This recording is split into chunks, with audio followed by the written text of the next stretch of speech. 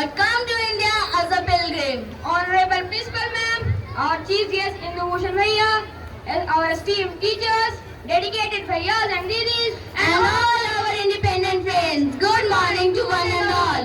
On this glorious occasion of India's 78th Independence Day, we have gathered to celebrate the remarkable journey of our nation towards freedom and sovereignty. As we look back, August 15, 1947 marked the end of British colonial era. Our tricolor was unfurled for the first time from Red Fort by Pandit Jawaharlal Nehru. Our struggle for independence was not just a political movement, it was a testament to the unbeatable spirit of our people.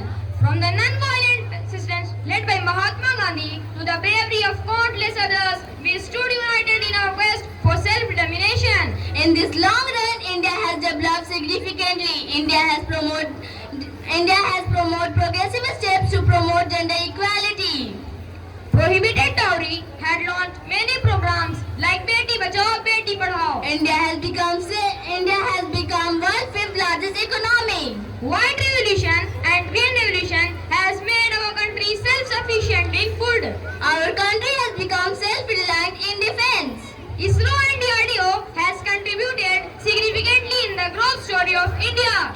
While we celebrate our Independence Day, we must be aware of the difficulties that still lie ahead. It's also a time to think about what freedom means to us. Freedom gives us the right to speak, to learn, and to live our lives the way we choose. So today, on this special day, let's take the pledge and make a promise to ourselves that we will always protect our country by maintaining brotherhood, helping everyone, and educating ourselves. Let us celebrate this day with pride and joy. Let's promise to do our best in studies and be a good citizen. Freedom is the oxygen of the soul. Let's help each other and keep our country clean and green. To conclude, all that can be said is the freedom we enjoy today is priceless. One of the brave hearts, Dr. Rajendra Prasad has said, in attaining our ideals, our means should be as pure as the end. We must work to end social inequality, poverty, and illiteracy. Let's join to fight communalism, corruption, and any other cause that jeopardize the peace in our country. If there is heaven on earth, it must be here. So protect it, preserve it, and live with peace and prosperity. Jai Hind, Jai Bharat.